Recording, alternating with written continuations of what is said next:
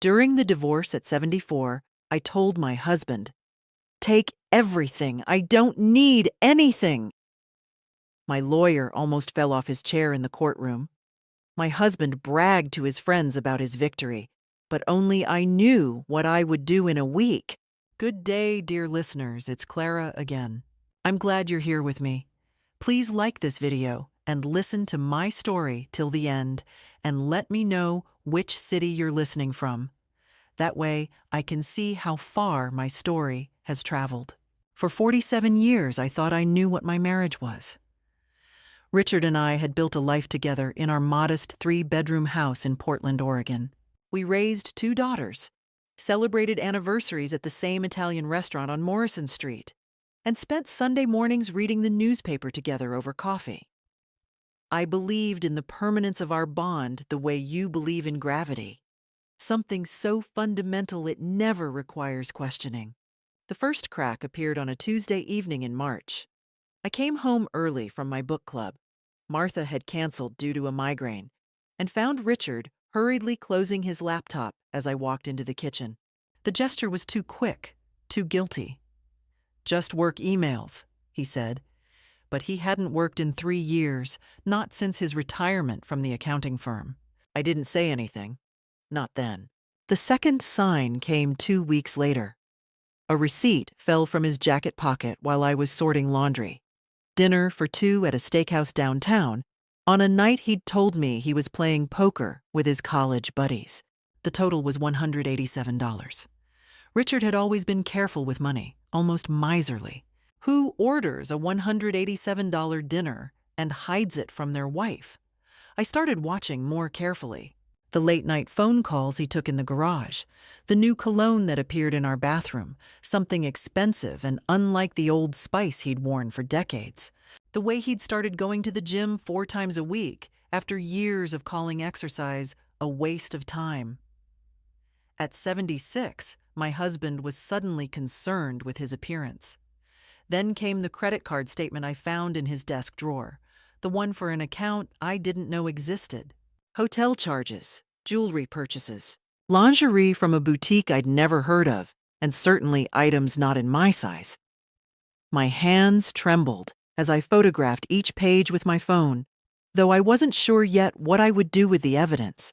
When I finally confronted him, Richard didn't even have the decency to lie convincingly.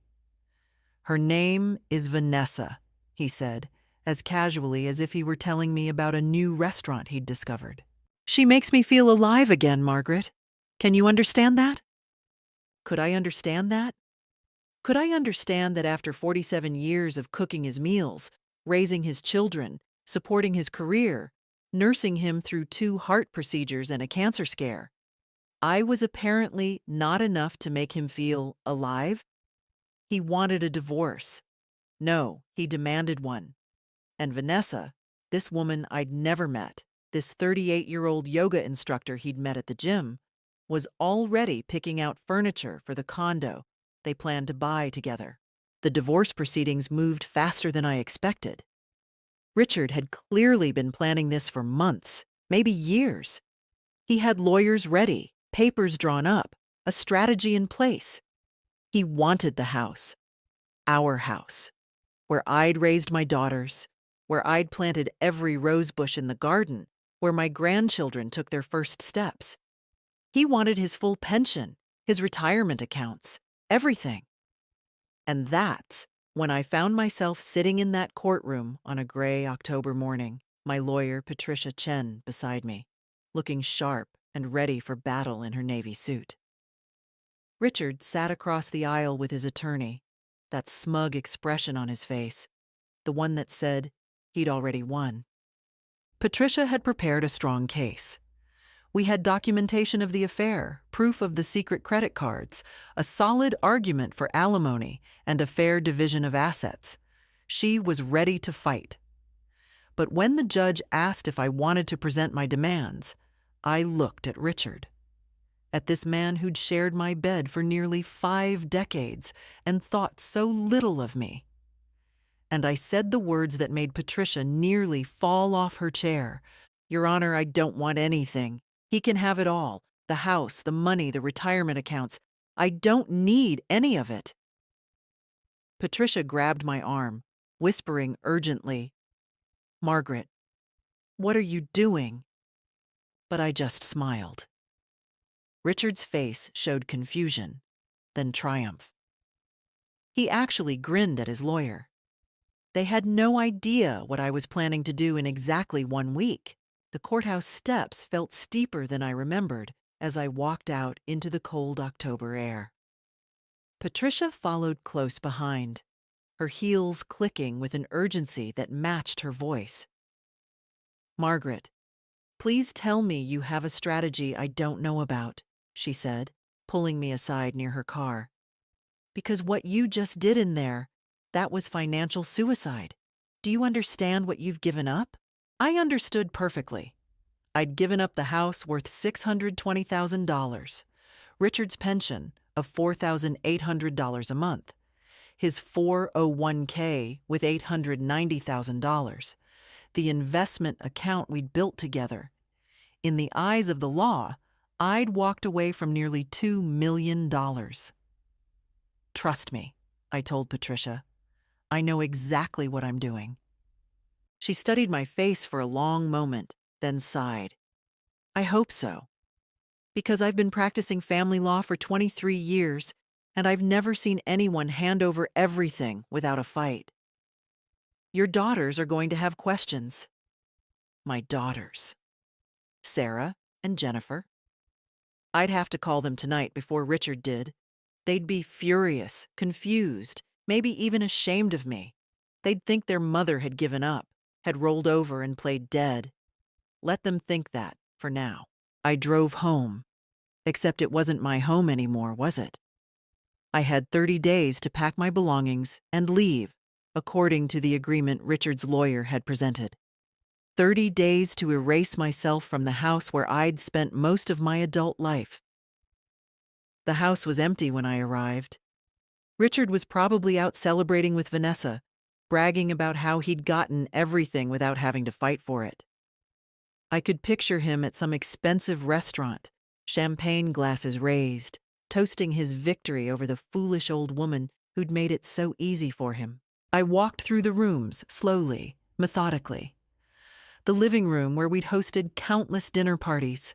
The kitchen where I'd baked birthday cakes for our daughters every year.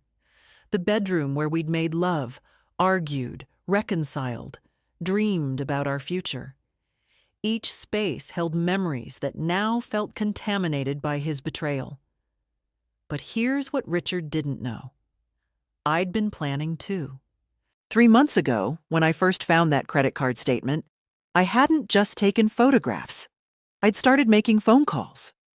Quiet, careful phone calls.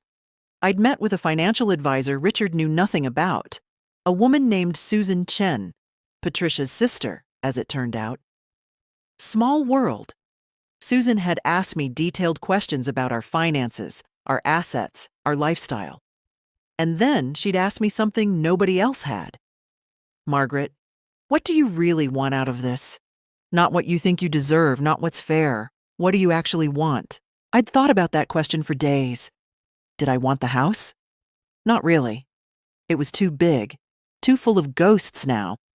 Did I want Richard's money? Money I'd have to share mental and emotional space with him to manage? Number.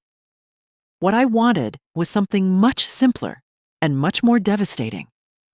I wanted Richard to understand what he'd lost. I wanted him to feel the full weight of his choices. I wanted him to realize when it was too late that he'd traded something priceless for something worthless. And I wanted to do it in a way that was completely legal, utterly unassailable, and absolutely permanent. That evening, I sat at the kitchen table with my laptop and a cup of tea. The house felt different now, like it was already becoming a memory, a place I used to live rather than my home. I opened my email and began composing messages. The first one went to Susan Chen. "The court approved everything. We can proceed with phase 2. The second went to my daughter Sarah, the lawyer in Seattle. "I need to talk to you about something important. Can you come to Portland this weekend? Don't tell your father. The third went to an old colleague of mine from my teaching days, a woman named Dorothy Brennan, who now worked in real estate. Dorothy, remember when you said you owed me a favor? I'm ready to collect. The fourth and final email was to someone Richard had never met, someone he didn't know existed in my life. My brother's son, Thomas, a private investigator based in Sacramento. Tom, I need everything you can find on Vanessa Hartley. Age 38, yoga instructor, lives somewhere in Portland. I need her employment history, her credit report, any public records, and I need it fast. I pressed send on all 4 emails and closed my laptop. Patricia thought I'd committed financial suicide in that courtroom. Richard thought he'd won. They were both wrong. Sarah arrived on Saturday morning, her face tight with worry. She'd driven 3 hours from Seattle, leaving her husband and kids behind. We sat in the breakfast nook, the same spot where I'd helped her with homework 30 years ago, and I told her everything. Not about Richard's affair. She already knew about that. He'd called both daughters a month ago to explain his side. What I told her was what I was planning to do. Mom, this is... Sarah paused, her lawyer brain processing. This is actually brilliant. Risky, but brilliant. Does Patricia know? Some of it, I admitted. Not all of it. The less people know the full plan, the better. Sarah nodded slowly. Okay, I'm in. What do you need from me? Legal oversight. Make sure every step I take is completely by the book. I can't give Richard any ammunition to claim I did something illegal or unethical. Done. She pulled out her laptop. Walk me through it again, step by step. We spent the next 4 hours going over details. Sarah made notes, asked questions, pointed out potential problems. By the time she left that evening, we had a timeline and a strategy that was ironclad. The first response came from Thomas on Sunday night.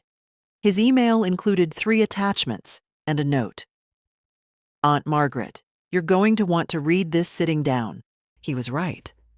Vanessa Hartley wasn't just Richard's mistress. She was a professional one. Thomas had found evidence of at least 3 other relationships with wealthy older men over the past 5 years. Each relationship had followed the same pattern. Meet at a gym or yoga class, cultivate a romance, encourage the man to leave his wife, then systematically drain his finances before moving on to the next target. One man in Seattle had lost $340,000 before his adult children intervened.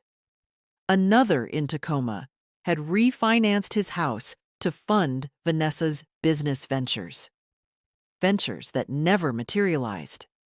A third had died of a heart attack shortly after discovering Vanessa had cleaned out their joint account. But here's what made my blood run cold. Thomas had found text messages. Vanessa had been sloppy with her digital security, and Tom had contacts who could access things that probably weren't strictly legal to access, though he assured me the information could be corroborated through legal channels. The messages between Vanessa and someone named Crystal laid it all out. They were partners, running this scheme together. Crystal would identify targets, wealthy men over 65, preferably recently retired, married, vulnerable to attention from a younger woman. Vanessa would make the approach, build the relationship, create emotional dependency. And there, in a message dated 6 weeks ago, I found the proof I needed. The old man's almost ready. He thinks we're buying a condo together. LOL. Soon as the divorce is final and he liquidates everything, I'll clean him out and move on. This one's worth almost $2 million. Easy money. The old man. Richard. I read the messages 3 times, my hands shaking. This wasn't just an affair. This wasn't even just about a younger woman making him feel alive.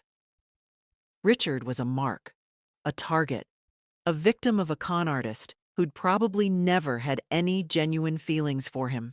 Part of me, A small, bitter part felt a flash of satisfaction. Let him be fooled.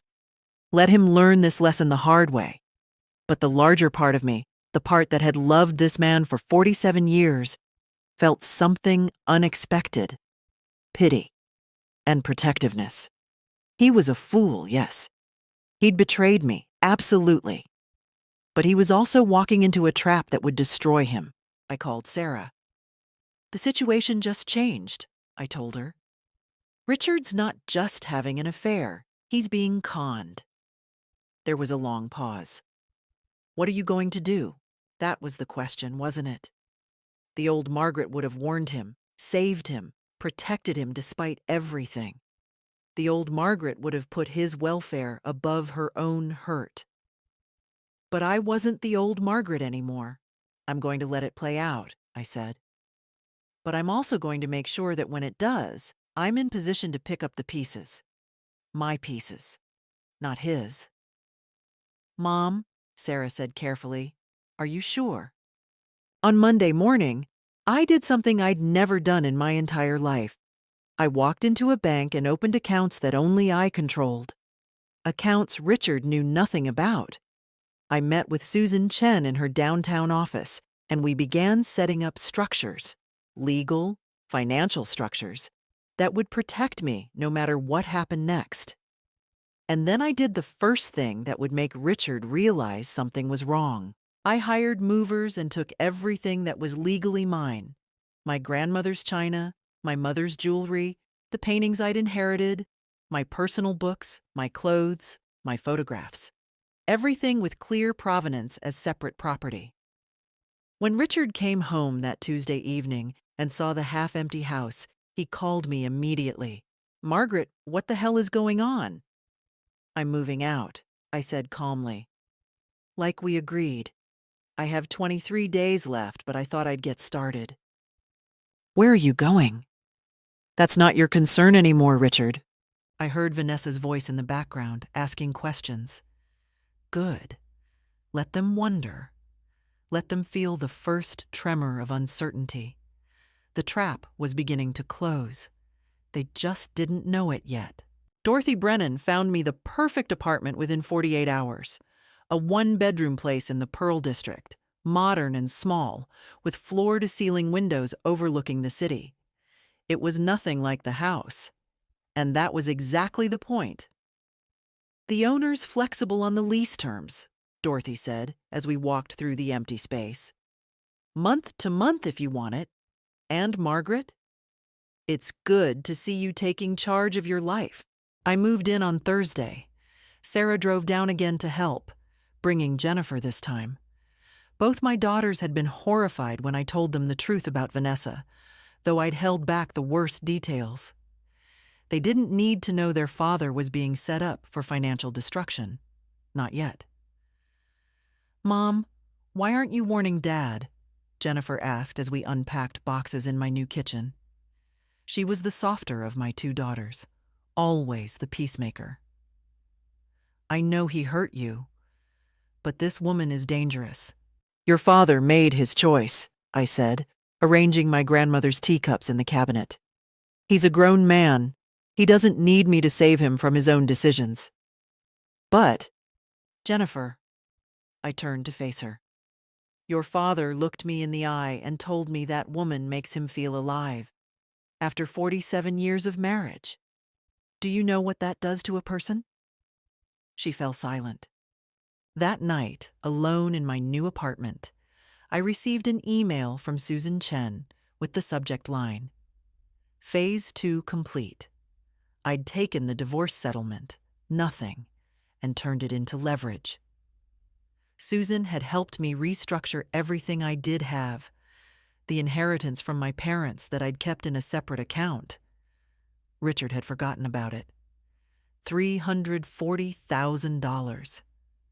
The life insurance policy on my mother that had paid out 2 years ago, $180,000. The small rental property my aunt had left me in Eugene, worth $280,000. Assets that were mine alone, that had never been marital property. But more importantly, Susan had helped me do something else, something that would become crucial very soon. I'd purchased life insurance on Richard. It sounds cold, calculating. Maybe it was. But the policy was perfectly legal. We were still technically married when I bought it. I had insurable interest, and Richard had even signed the medical forms without reading them carefully.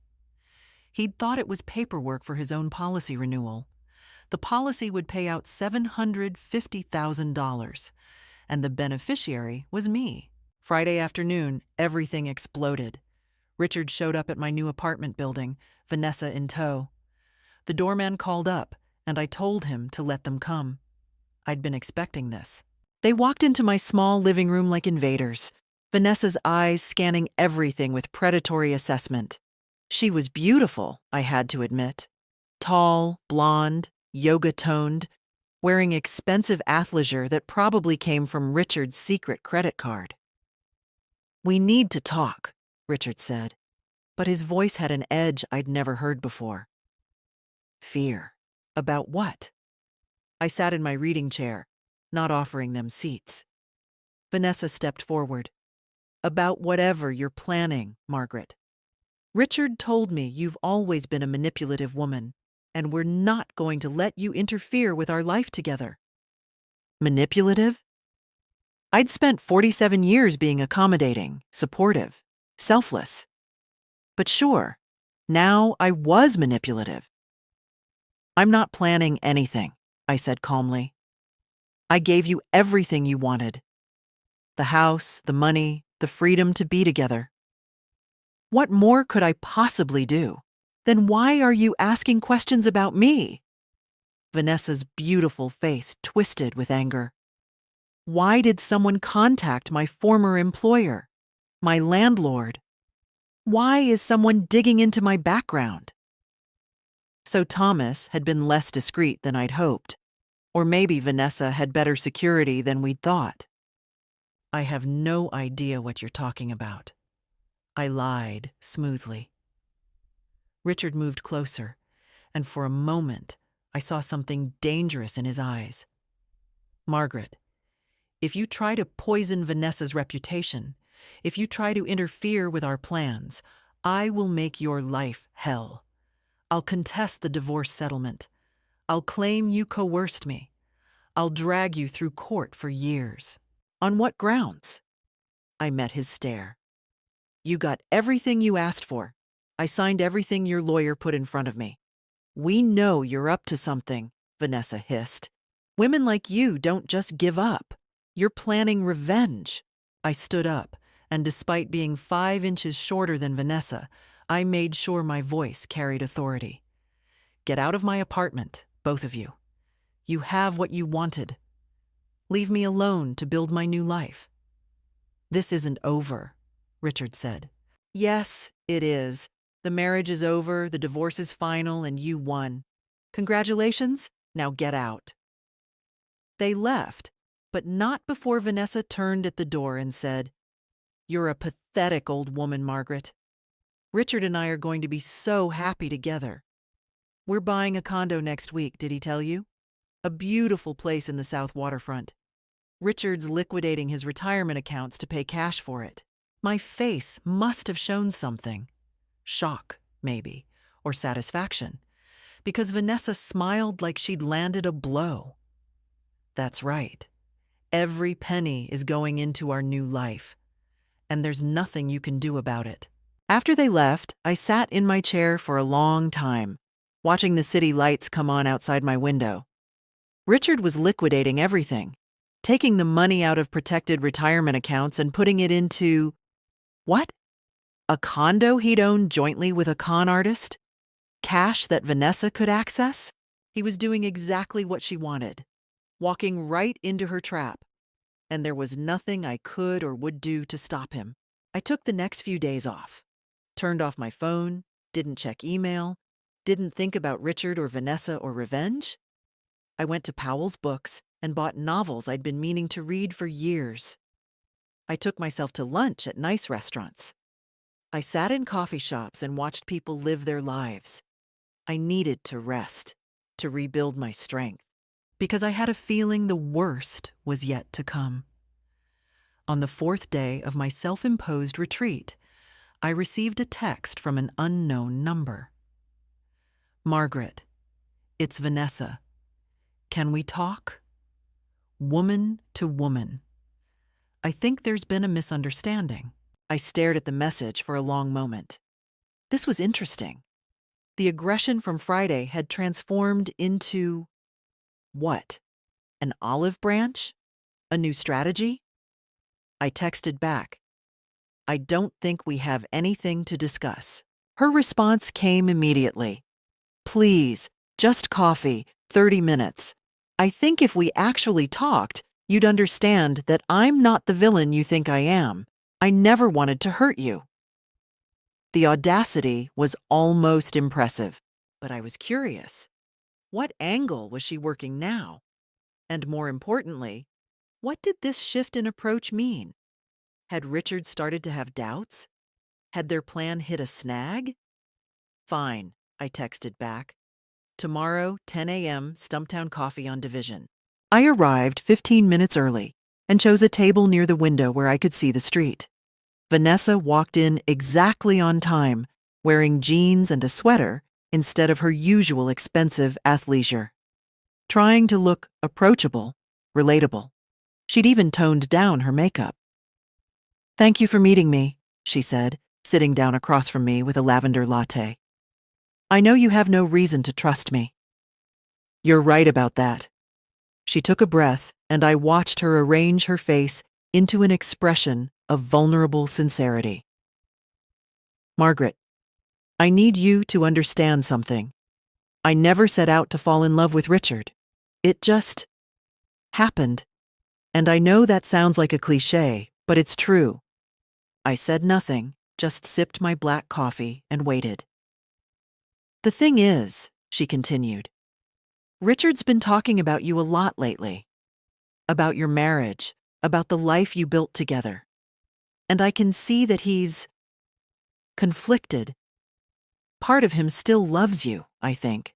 Ah, there it was. The hook. And I was thinking, Vanessa said, her voice soft and reasonable, maybe there's a way we could all move forward without so much anger and pain. Maybe you and Richard could even be friends eventually, for your daughter's sake, if nothing else.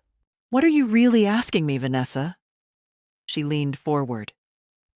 Richard's worried about the life insurance policy, the one you took out on him. He thinks it's morbid, like you're waiting for him to die. And I think maybe if you canceled it, it would show him that you're not trying to hold on to him or control him anymore. It would be a gesture of good faith. So that's what this was about. The insurance policy had rattled them. Good. The policy is my business, I said calmly. It's perfectly legal, and it doesn't affect Richard's life in any way. But it makes him uncomfortable. Then he should have thought about my comfort before he had an affair. Vanessa's mask slipped for just a second, a flash of irritation crossing her pretty face. Then she composed herself. I understand you're hurt, but holding on to bitterness will only poison your own life. Don't you want to move on? Find happiness again? I am moving on. I'm very happy in my new apartment. Are you?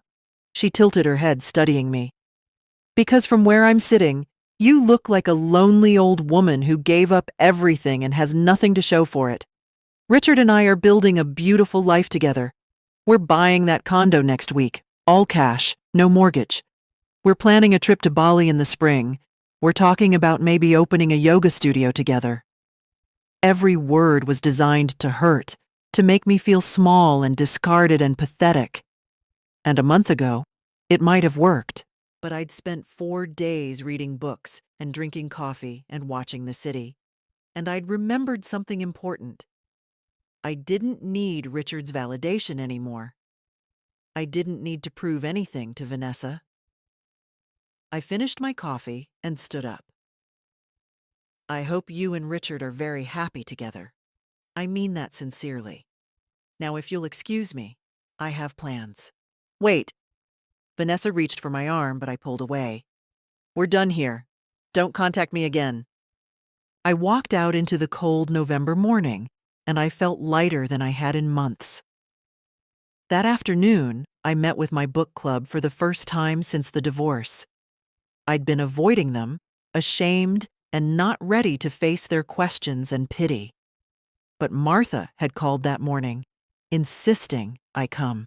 "We've been worried about you," she said when I arrived at her house in Laurelhurst.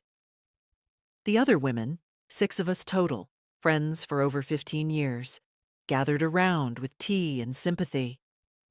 I told them everything. Not about my plans, but about Richard, about Vanessa, about the divorce. And instead of pity, I found something unexpected. Solidarity. "My ex-husband did almost the same thing," said Patricia. Not my lawyer Patricia, but another Patricia who taught high school English. "Left me for his secretary when I was 62. Thought she was in love with him. She cleaned out his bank account and left him within a year." "Men are fools," Martha said bluntly. "And I'm sorry, Margaret, but Richard was always a bit of a fool. You were just too loyal to see it." These women had known me for 15 years. They'd seen me at my best and worst. And they didn't think less of me for what had happened. They thought less of Richard. "What are you going to do now?" asked Caroline, our youngest member at 58. "Live my life," I said. "That's all. Just live my life." Later, as I was leaving, Martha pulled me aside. "Margaret, I know that look in your eyes. You're planning something." "I'm not." "Yes, you are, and good for you. Whatever it is, I hope it works. Richard deserves everything that's coming to him." I drove home as the sun set over Portland, and for the first time in months, I felt like I had an army behind me. Not just Sarah and Jennifer, not just Susan and Patricia Chen, not just Thomas with his investigative skills. I had my friends, my community, my life. And Richard and Vanessa? They were already starting to panic. I could afford to wait. The call came from Jennifer on a Wednesday evening. "Mom, Dad wants to come over and talk to you. He says it's important. He sounds different, almost desperate." "Tell him no. He said he needs to apologize, that he's made mistakes and wants to make things right." I closed my eyes. This was the next move in their playbook. I'd been expecting it. When intimidation didn't work, when Vanessa's attempted manipulation failed, they'd try another approach. Contrition, reconciliation, emotional appeal. "Fine," I said. "Tell him he can come on Friday, 6 o'clock, my apartment, alone." But I knew Richard wouldn't come alone. Friday at 6, my doorman buzzed up. "Mrs. Brennan, you have visitors. A Mr. Richard Brennan and a Mrs. Hartley." Of course, I let them up, but this time I was ready. I'd asked Sarah to be on standby on FaceTime, listening but not visible. I'd set up my phone on the bookshelf, recording everything. If they wanted to play games, I'd have evidence. Richard looked terrible. He'd lost weight, his face was drawn, and there were dark circles under his eyes.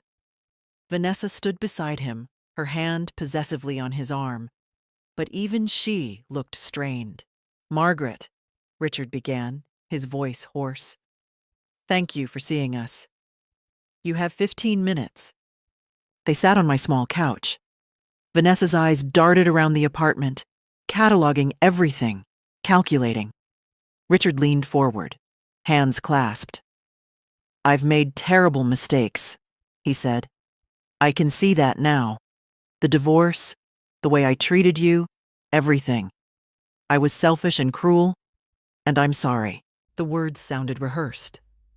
I waited. "And I was thinking," he continued, "maybe we acted too hastily. Maybe there's a way we could reconsider some of the arrangements. The divorce is final, yes, but we could still work something out. We were married for 47 years, Margaret. That has to count for something." What are you asking for, Richard? Vanessa spoke up, her voice honey-sweet. Richard feels guilty about taking everything. He wants to give you a fair settlement after all. Maybe half the house value and some of the retirement money. It's only right. I almost laughed. This was the play? Offer me money I'd already given up. Money that Richard had probably already spent or was planning to spend on that condo. We're willing to give you $300,000, Richard said quickly. Cash, in exchange for you signing some paperwork. What paperwork? Vanessa pulled documents from her designer purse. Just some clarifications about the divorce settlement. Making sure you can't make any future claims on Richard's assets or income. And, she hesitated, a termination of that life insurance policy. There it was, the real agenda. I took the papers and read them carefully. They weren't just asking me to waive future claims. They were asking me to sign away any legal right to question how Richard spent marital assets, to agree that the divorce settlement was made with full knowledge and consent, to acknowledge I had no duress or coercion. They were trying to bulletproof themselves against any future legal action. And the life insurance termination was right there on page 3. $300,000, I said slowly, in exchange for signing away every legal protection I might have. It's generous, considering you walked away with nothing, Vanessa said, her voice sharpening. Most women in your position would jump at this offer. I set the papers down on my coffee table. No. Richard's face went white. Margaret, be reasonable. I am being reasonable. You got what you wanted in the divorce. These papers are unnecessary unless you're planning to do something you think I might sue you over later. Which makes me wonder, what are you planning, Richard? Nothing. His voice rose. We're not planning anything. We just want a clean break. You have a clean break. The divorce is final. Vanessa stood abruptly, her beautiful face transforming into something ugly. You bitter old bitch. You're doing this to punish us. You can't stand to see Richard happy. I'm not punishing anyone. I'm simply not signing documents that aren't in my interest. You took out life insurance on him like he's already dead, Vanessa shouted. Like you're waiting for him to die so you can cash in. That's sick. That's psychotic. The policy is legal. Richard signed the medical forms himself. Richard stood too, moving toward me, and for a moment I felt genuine fear. His hands were shaking, his face red. You're trying to control me, just like you always did. Making me feel guilty, manipulating me. I'm not doing anything to you. You're in control of your own life now. You told me Vanessa makes you feel alive, so go be alive with her.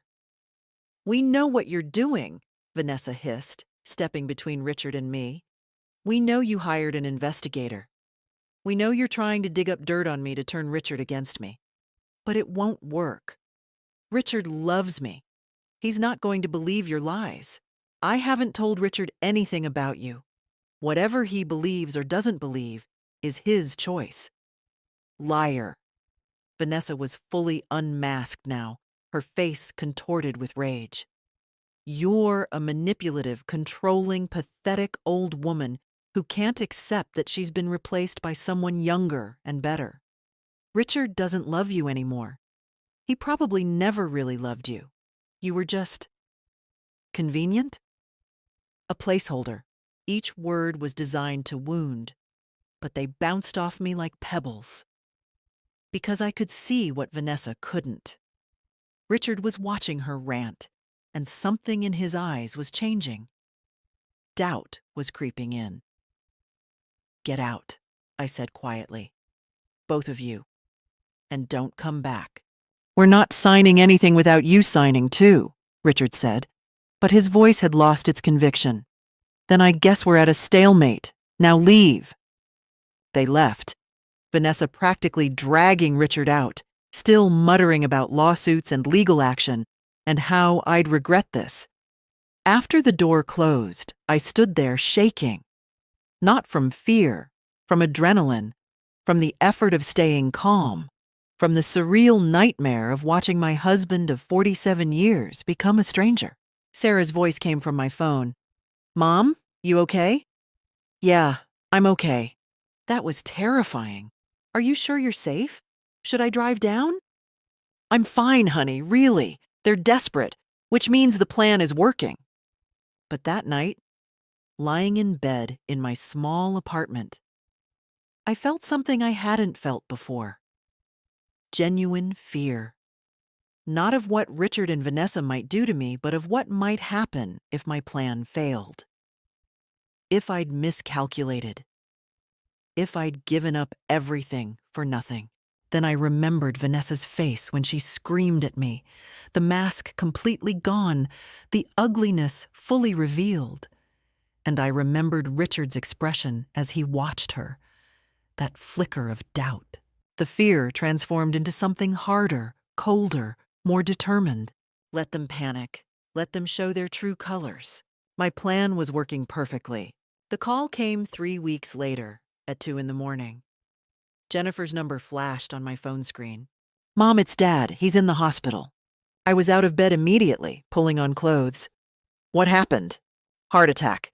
They think he's stable, but Mom..." Jennifer's voice cracked. "Vanessa's not here. She's not at the hospital. Dad keeps asking for her, and no one can find her." I drove to Legacy Emmanuel Medical Center through empty streets, my mind racing. A heart attack. Richard was 76, had a history of cardiac issues. This was serious. This was real. And Vanessa was gone. Sarah and Jennifer met me in the waiting room. Both had clearly been crying. "They're running tests," Sarah said. "He's conscious.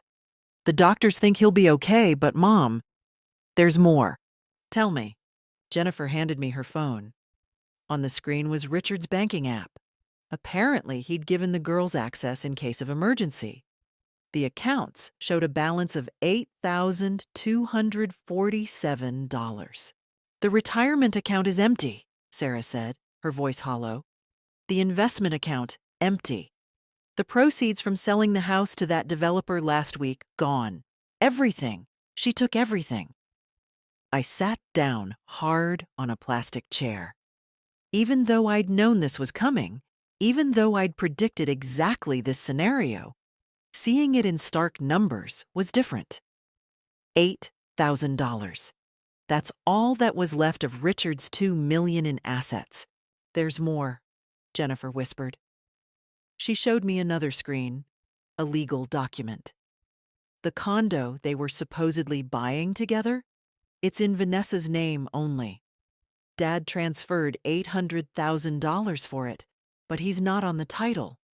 He has no legal ownership. "And she's gone?" I asked. "Her phone's disconnected. Her yoga studio says she quit 3 days ago. Her apartment is empty. The landlord confirmed it. She disappeared, Mom. She took everything and vanished." My daughters were looking at me with devastated faces, waiting for me to fall apart or say, "I told you so," or do something. But all I felt was a cold, crystalline clarity. "Can I see him?" Richard looked small in the hospital bed, tubes and monitors attached to him, his face gray against the white sheets. His eyes opened when I walked in, and I saw something I'd never seen before. Complete defeat. "Margaret." His voice was barely a whisper. "She's gone. Vanessa's gone." "I know. She took everything. The money, the house proceeds, everything. I don't understand. She said she loved me. She said..." His voice broke.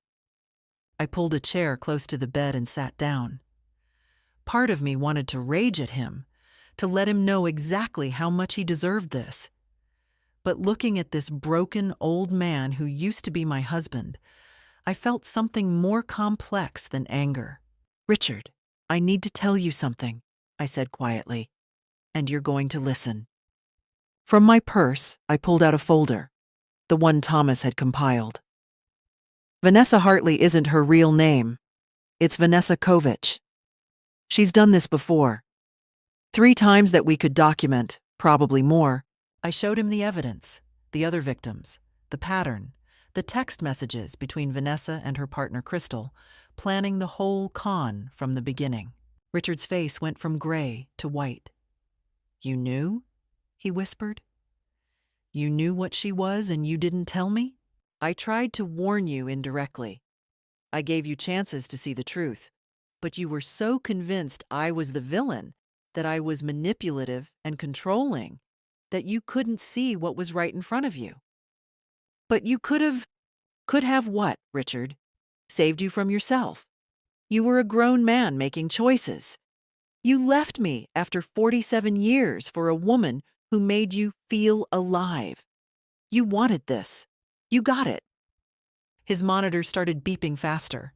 A nurse rushed in, checked his vitals, gave me a warning look. I stood to leave. "Wait!" Richard gasped. "Margaret, please! I have nothing.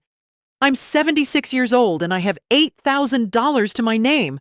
What am I going to do?" I looked at him for a long moment. This was the decision point.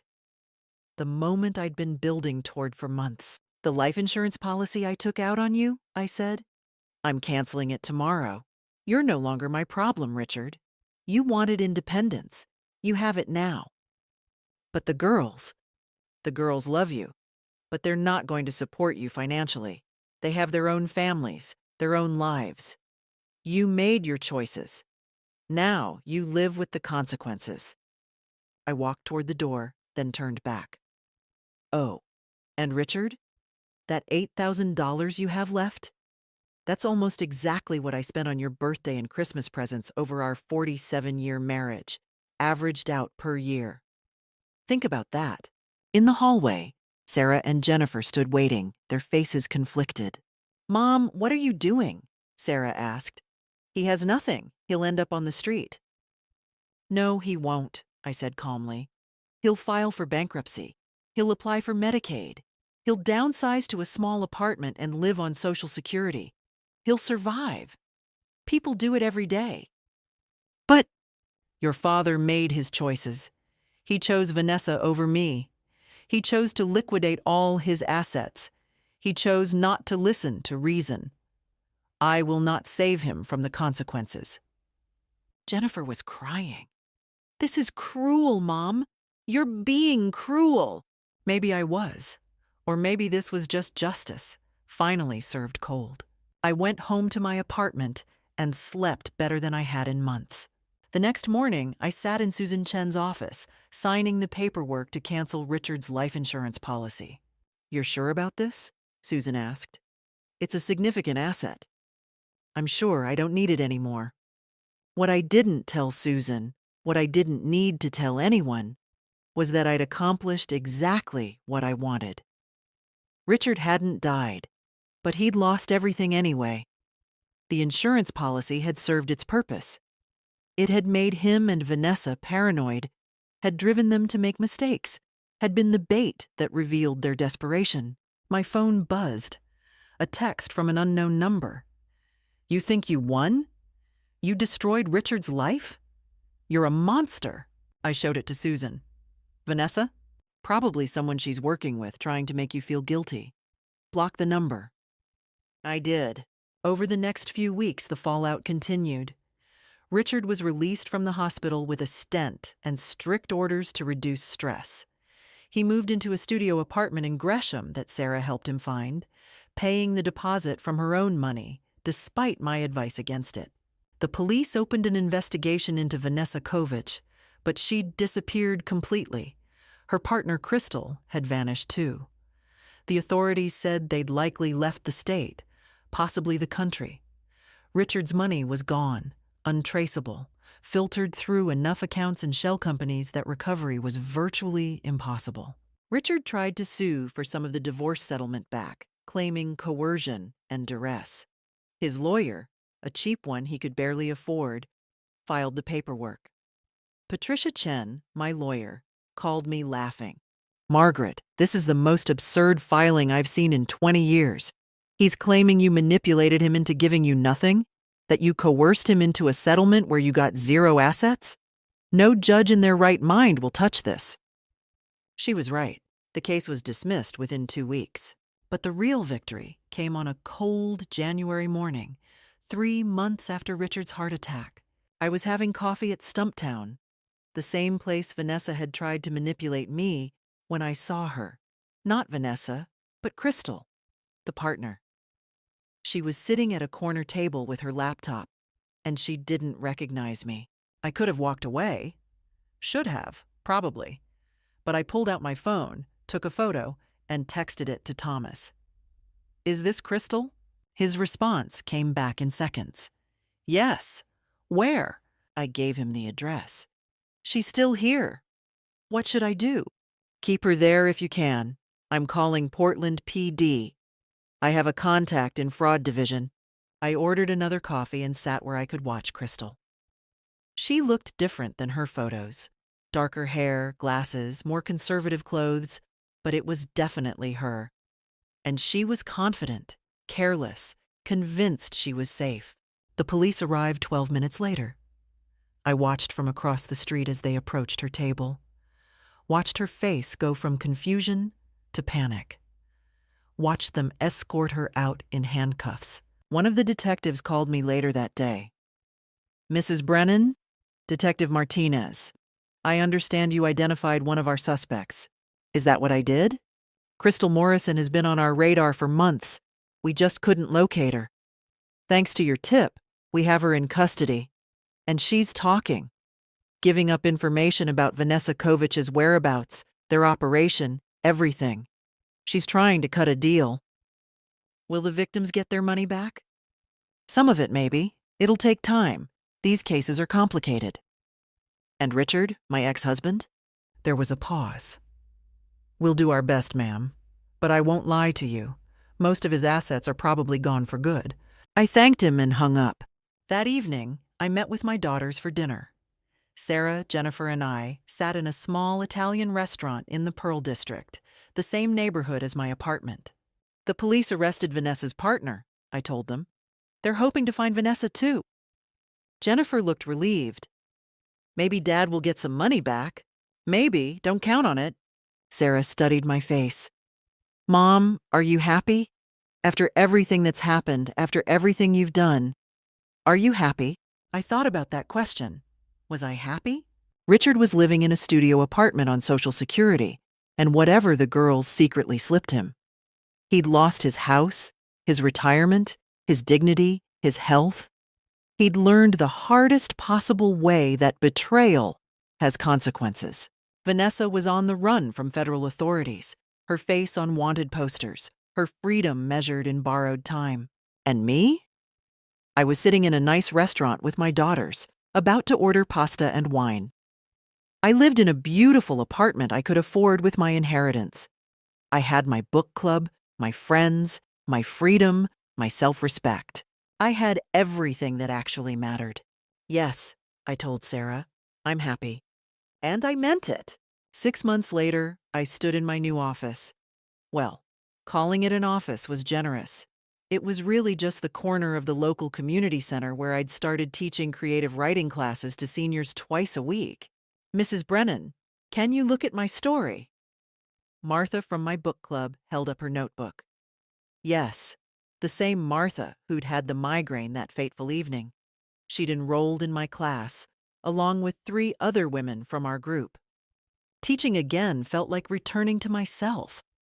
I'd retired from education 20 years ago to support Richard's career, but words had always been my first love. My phone rang during my walk to Heart Coffee, my favorite independent shop. Patricia Chen, my lawyer. "Margaret, I have news. They found Vanessa." I sat down on a bench. "Where?" "Mexico. Running another con in Puerto Vallarta. She's being extradited. With Crystal's testimony and the evidence, she's looking at 15 to 20 years. "And the money?" "They've recovered about 30%. Richard might see 100,000 back." 100,000. Not the nearly 2 million he'd lost, but something. After we hung up, I sat watching people pass by. Couples, families, old men with dogs. life continuing in all its messy beauty. I felt nothing. No triumph, no vindication. Vanessa getting arrested didn't give me my 47 years back. It was just consequences, finally catching up. But my life was good. I'd joined a book club, started watercolor classes at the art museum, reconnected with old teaching friends, and I'd started dating. His name was Frank, a retired high school principal, 72, widowed for 5 years. We'd met at Powell's Books. He was kind, funny, intellectually curious, and had his own life. We went to movies, tried new restaurants, took weekend trips to the coast. It was companionship without desperation. Meanwhile, Richard's life had become exactly what I'd predicted. The studio apartment in Gresham, Social Security checks. He'd even taken a part-time job at Home Depot. 76-year-old Richard, in an orange apron, helping customers find light fixtures. Sarah said he'd lost weight, looked older. The heart attack had changed him. Jennifer said he asked about me sometimes, whether I was happy, whether I ever thought about reconciliation. "What did you tell him?" I'd asked. "I told him you were thriving." Because I was. Not in spite of the divorce, but because of it. Richard leaving had forced me to rebuild a life that was actually mine. The news about Vanessa's arrest made the papers. Portland yoga instructor arrested in multi-state elder fraud scheme. Her mugshot showed her haggard and desperate. I showed it to Frank over dinner. "Do you feel vindicated?" he asked. "I feel free," I said. "That's better than vindicated." And it was true. I was free from the weight of a marriage that had turned into a cage, from always making myself smaller so Richard could feel bigger. I was 74 years old, and I was finally, completely free. Later that night, Sarah emailed, "Mom, Dad wants to meet for coffee. He says he needs to apologize properly. What should I tell him?" I replied immediately, "Tell him I wish him well, but no. Some chapters need to stay closed." Because that's what Richard was now. A closed chapter. I poured a glass of wine, put on some jazz, and opened my laptop. I'd been writing my own story, a novel about a woman who discovers strength she didn't know she had. The cursor blinked, waiting. I began to type. So that's my story, how I lost everything at 74 and found myself instead. Here's what I learned. Sometimes the worst thing that happens becomes the door to your best life. You can't save people from their own choices. Revenge isn't about punishing others. It's about refusing to let betrayal define you. Most importantly, it's never too late to start over. So here's my question. What would you have done? Warned him, fought for the money, or let him face the consequences? Leave your thoughts in the comments. Subscribe for more stories. Thank you for listening. The end.